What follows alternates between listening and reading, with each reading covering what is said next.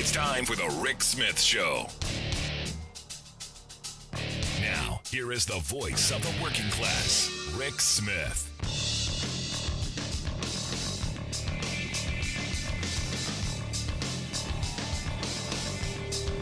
And welcome, brothers, sisters, working class heroes. This is the Rick Smith Show. Thanks so much for being here. Today on the big program, lots to get to, lots to talk about. The FDA has approved the Pfizer vaccine, and predictably, the right-wing anti-vax loonies move the goalposts. It's what they do, and look, no surprises, because remember, it's not approved. It's not approved by the FDA. Now, these are people who despise the FDA, but they were using it as their crutch. Now, predictably, now they don't trust the FDA because it's Joe Biden. And this is one of those moments where you were never going to get these people. So we've got to, at some point, stop appeasing them. Now, some good news. The Kaiser Family Foundation has come out and said that their polling shows that 3 in 10 people were vaccine hesitant because it wasn't FDA approved. And look, I kind of understand that. I get it. I was not thrilled with a rush, but in the middle of a pandemic, nothing is perfect. Now that it has been approved, now that the sufficient studies and people have gone through it, they're saying 3 in 10 people were vaccine hesitant. Now those 3 in 10, good time to go get the vaccine. We'll see what happens. 62% of Americans over 18 are now fully vaccinated, according to the CDC. And now, with another maybe potentially 30%, 3 in 10, we could get to a good place. Now, the American Medical Association, the American Hospital Association, and the American Nurses Association have said that science, data, and thorough research has given us the tools to defeat COVID-19 with the Delta variant surging. There has never been a better time to get vaccinated. Yes. Yes. Pretty simple. New poll out. New USA Today Ipsos poll. Mask mandates. 72% of Americans say it's a matter of health and safety. Not an infringement on your rights, not an infringement on your personal liberty, not a constitutional infringement. No, it's a safety issue. And here's the weird thing. Even if it were an infringement on your individual personal religious liberty, it's a damn piece of cloth. I mean, it's crazy. Also in that same poll, 61% of Americans endorse requiring vaccines for people who don't have a medical condition that would preclude them. And they always throw in this religious exemption because there are a bunch of crazy loons out there who do really bizarre stuff in the name of religion. Really? But it is who we are. Now, the South Dakota Governor Kristi Noem, not to disappoint, tweeted out that if Joe Biden illegally mandates vaccines, she's going to take every action available under the law to protect South Dakotans from the federal government, not from the virus, which, as we find out now after the Sturgis week, bump it up. More people are getting sick. And with this Delta variant, look, as we move into the fall, when everything starts, and again, we knew the fall was going to be bad, going to get us into a weird spot because those places that can least afford to be hit because they don't have large medical facilities, they don't have the capacity to take care of a large number of people, they're going to really struggle. And, you go, is this one of those things where you go, maybe this is how you thin the herd? I really hate thinking like that. But at some point you got to go, folks, head up. Now, the Pentagon has issued guidance on the vaccine. They are now that the Pfizer is approved by the FDA, they are now mandating it for all military personnel. And as my friend Rich Ojeda said the other day, when he was in the military, there were numerous times when they walked down the line with both sleeves up and a butt cheek hanging out to be jabbed in every place possible. This, not surprising. Now, the weird thing is you now have New York City, who's expecting, I guess it's expected in the coming days, that they're going to mandate their education staff to do it as well. All teachers, all custodians, all principals, all of the central office staff, everyone who comes in contact with kids, they want to have at least one dose by September 27th. And what they're saying is, and this is the weird part, there's no option instead. There's no, hey, we'll get tested, hey, we'll do this. There's, you either get it or find another job, which going to be interesting to see how this plays out. I mean, I struggle with the kind of mandate, but I understand. I do. I understand that, if you're not going to protect yourself, you shouldn't be allowed to make everybody else less safe. Going to be interesting to see how the courts play with this. It's a time that we're in. Now, about 6 in 10 Americans say students and teachers should be required to wear the mask. Makes common sense. Seems reasonable. Seems rational. It is literally just a piece of cloth. And I know, my child has such a beautiful smile. Yeah, I know. Oh, we don't want them covering up their expressions. No, we would rather see them in their caskets, which is weird. But, hey, it is what it is. Now, as I said, we're heading into the fall. The fall was always going to be bad. We've predicted this. This is how the game plays. This is how the models work. Georgia Tech University and North Carolina State University. They did a little mock-up with some researchers there, and it ain't good. They did a study, which basically they're saying in a school of 500, 70% of elementary school students may be infected within 3 months without a mask mandate, and 40% may be infected within 3 months with a mask for the unvaccinated.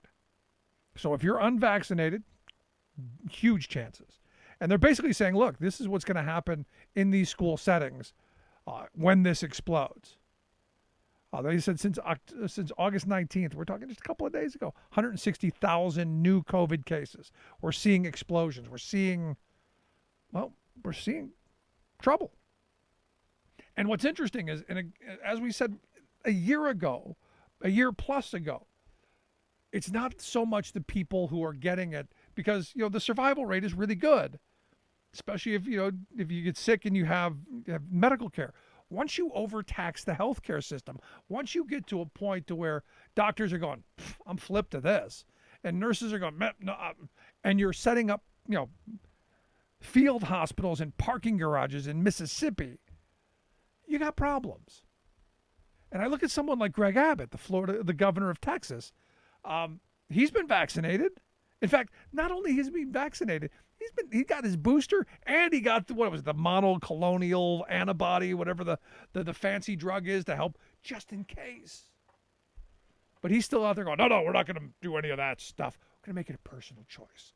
DeSantis from Florida, vaccinated. Florida's had 3 million people infected since the beginning of this thing. You want to know how bad it is in Florida? This is one of those, I saw this story and I was just like, whoa. How bad the surge is in Florida right now? The city of Orlando is asking the people of Orlando, please don't use as much water. Don't use as much, cut your water consumption immediately, so that the liquid oxygen, which is used to treat the municipal water supply, can be diverted to the hospitals and the COVID patients.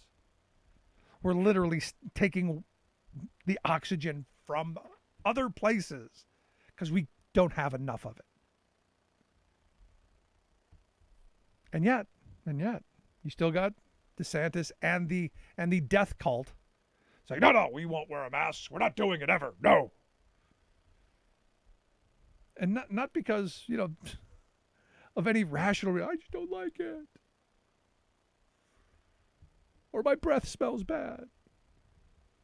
I hate wearing those freaking masks. I do. You can ask my wife. Hate it. but do it anyway because I'm considerate of others. Now, what's interesting to me is we've seen all of these miracle cures. The silver stuff. People were drinking this silver stuff, and you go, huh? The guy with the magic blanket, that was my other favorite one.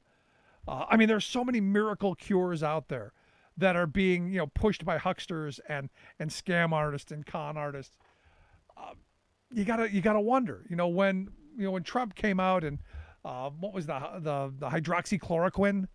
First thing you're going, how many people bought that stock just to see it go up so they could cash in? And we knew it didn't work, but you had people out there going, no, it works, Rick. And this latest one, the one they use for to deworm livestock, people are literally taking this stuff, this Ivor something or other, Mectin or something. It's literally used to deworm horses and cattle.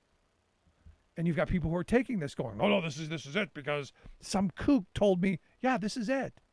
You got some wackadoodle going, yeah, here, buy this from us. And then, they get sick and, well, but at least they didn't have worms. I guess that's a positive, right? And the thing that gets me is, I'm struggling with this because, my kids are going back to school. Today was their first day of school. And they went back to a school. And look, I'm grateful to my district who has bucked the Republican leadership in this area.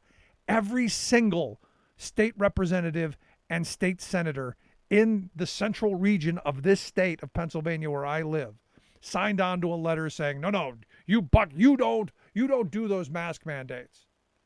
Give families choice. It's a family decision. This is their argument. And this is the thing that gets me. It's a personal choice.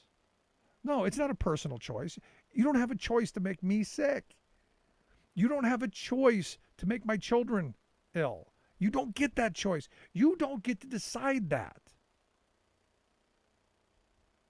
Your choice is follow the rules or don't. Don't go. Those are your choices at this point. And we've been pushing this idea of hyper individualism for way too long. And it's gotten to the point where we're selfish and self-centered and we don't think about anyone else. Could care less about anyone else. That's how we've been trained. We're Americans, damn it. We don't care about anyone.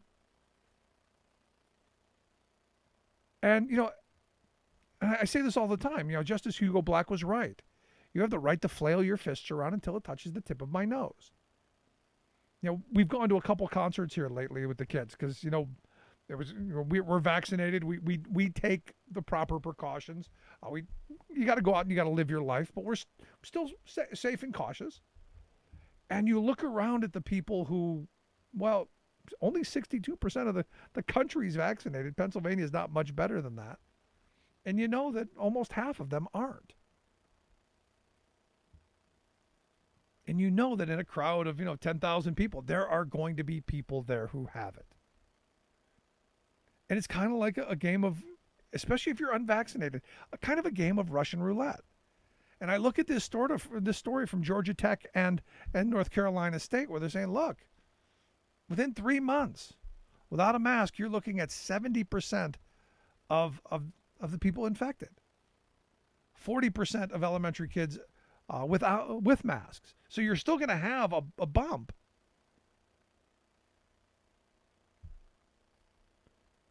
Especially among those kids who are unvaccinated and unmasked.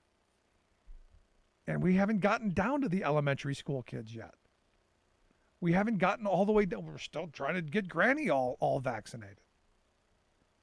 And the thing that's frustrating is we're in this, as I said, in this moment where, it's my choice. Well, it's your choice to do what you want, and there are consequences. It's kind of like I try and teach my children. You can do things, you can do what you want, but there are consequences. Right now there are a lot of people going, well, employers shouldn't be allowed to mandate that their workplaces have people who are vaccinated. And you go, really? They should allow you, one person, to come in and make everybody else sick, and not just your employee, your coworkers and fellow employees, but also the customers. You think you have that right? And this is the weird thing about us. Had we, again, done the right thing at the right time, right from the beginning, we wouldn't be in this. We would not be in this mess. But like children, throwing a temper tantrum in the cereal aisle, here we are. Negative consequences. And I don't know the way forward in this. I don't know what you do if you're Joe Biden. I don't know what you do if you're a governor of a state of recalcitrant children who refuse to protect themselves, let alone everyone else in the community. I don't know what you do if you're the mayor. I don't know what you're doing if you're sitting on the school board listening to these people throwing temper tantrums who 6 months ago couldn't do fifth grade math, who are now virologists and epidemiologists and experts on breakthrough and mask. And I mean, it's, if you watch some of these videos, it's rather, one, comical, because I do get a little entertainment from it. I do find it, pretty funny that, these people did not pass high school biology. The D- they got was a gift to move them along and out of the school. But somehow now, because, again, they did their research, they were reading Facebook on the can, and now they're the expert. They read a meme. It said, it's right here. And now somehow they're the expert in all this? And we're going to listen to the whiners and the complainers, the ones who evidently cloaked in the blood of Jesus? Help us. This is why, I keep coming back to, I hope there are smart people out there talking to these folks. And look, I'm not someone who believes that government is always right or honest or any of that. But in this moment, and I go back to where I started, a year and a half ago when all this was going on, I went to my doctor and I spoke with him. And this is where the medical profession, this is where, most of the people that I talk to are on the same page. There are a handful of kooks. And most of them, sadly, they're in it for some kind of game. So going to be interesting to see how this plays out. I'm glad that like I said, I'm glad my school district has mandated the masks.